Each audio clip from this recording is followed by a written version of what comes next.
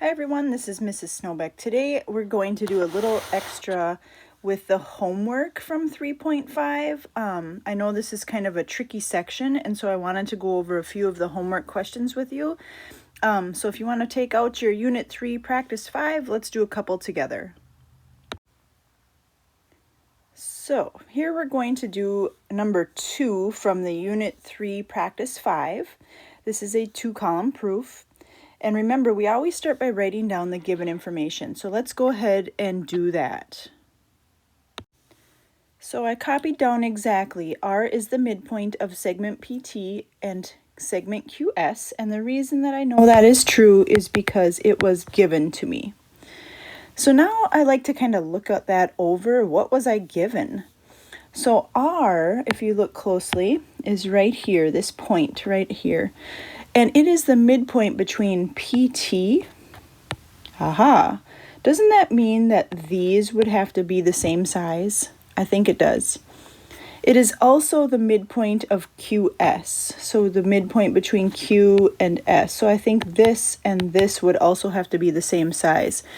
So I'm going to start by writing those things. I'm going to start by writing, well, if R is the midpoint of PT and QS, then segment PR is going to be congruent to segment TR, and segment QR is going to be congruent to segment SR. And the reason I know that is true is because R is the midpoint of those segments, and so it's the definition of midpoint. Now, I'm trying to prove that the two triangles are congruent. And so far, I can see by my drawing that I have two sides that are congruent. But I'm thinking of those shortcuts like side, side, side, side angle, side. I need one more thing. And I'm noticing these angles right in here. Those are vertical angles, and they have to be the same size even though they weren't marked. So for step number 3, I can say angle PRQ is congruent to angle TRS. And the reason I know for a fact those two yellow angles are congruent is because of the vertical angle theorem, or we can just write vertical angles. Haha! I can now say the thing I'm trying to prove, which is exactly the same as up above. I just recopied that down as my last statement. Triangle PRQ is congruent to triangle TRS because of side, angle, side. You can see in the triangle on the left, I have a red side, a yellow angle, a green side, and then in the triangle on the right, I have a red side, a yellow angle, a green side. We are done with the proof. All right, this is number 3 in the homework. Again, let's start by copying down the given information. So I'm going to pause the video and do that. So I copied down the given information up above, and the reason I know it's true is because it was given to me. So let's take a look at what they gave us. Angle LNM. Angle LNM is a right angle. Okay, put that in there. And angle LNP is also a right angle. Good. And then next, segment LN bisects segment MP. So segment LN, this segment comes down and cuts this segment between M and P in half. Haha. Okay, so there's a few things that I know now. I'm going to start by saying this. I'm going to start by saying number 2, well, since angle LNM and angle LNP are right angles, they have to both be 90 degrees, and so they have to be congruent to each other. So I'm going to say angle LNM is congruent to angle LNP because of the definition of right angles. They're both 90 degrees, so they have to be congruent to each other. I'm also going to say that segment MN has to be congruent to segment PN Because remember, we also were told that LN bisects MP, so it cuts MP in half. Therefore, MN and PN have to be the same size. And notice the word they use. They use the word bisect. So that's going to be in my answer here. Definition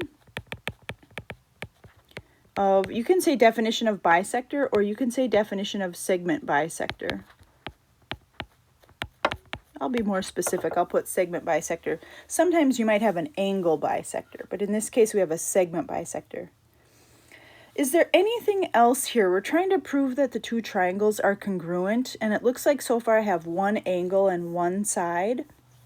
The other thing I'm noticing is segment LN. Segment LN is the same size in the top triangle and the bottom triangle. So the next thing I can say is segment LN in the top triangle is going to be congruent to segment LN in the bottom triangle, because everything's congruent to itself. That's the reflexive property of congruence. The reflexive property. Haha, I now have enough to prove that the triangles are congruent. You can see in the top triangle I have a blue side, a right angle, a red side.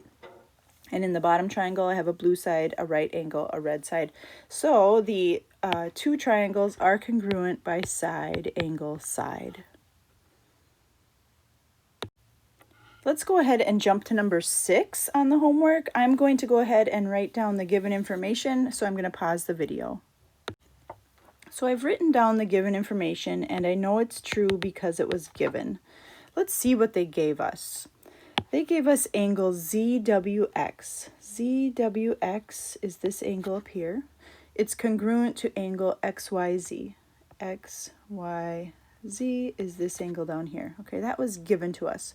It's also given to us that segment WX, which is up here at the top, is parallel to segment ZY down here. They're parallel.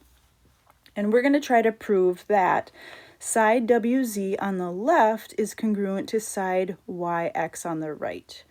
All right, so we're going to need some information. I think we're going to have to try to prove that the triangles are actually congruent. And once we know the triangles are congruent, then those two sides would have to be congruent because they will be corresponding parts of congruent triangles. So let's think about what we know. We know the top and bottom there are parallel. And remember, if you have parallel lines and a transversal cutting through, you're going to have some alternate interior angles that are congruent. And so I think angle WXZ is going to be congruent to angle YZX. And the reason I know they're congruent is because they are alternate interior angles and the lines are parallel. I'm also thinking about this side right here. So side ZX. Side ZX in the top triangle is going to be congruent to side ZX in the bottom triangle because everything's congruent to itself. And so that's the reflexive property. Reflexive property of congruence. But now look at our two triangles. We have a red angle, a blue angle, a side on the top triangle, and then in the bottom triangle we have a red angle, a blue angle, a side. Haha! I can say that triangle ZWX has to be congruent to triangle XYZ. And the reason I know they're congruent is because we have angle, angle, side. Angle, angle, side. Cool. And if I know that the triangles are congruent, now I think I can prove WX or WZ, segment WZ, is congruent to segment YX because they are corresponding parts of congruent triangles. The left side here and the right side here match up. And so corresponding parts of congruent triangles are congruent. Therefore, segment WZ is congruent to segment YX. And we have proven it's true. All right, you guys, good luck on the rest of this homework. Hopefully that helped. If you get stuck, let me know. Have a great night.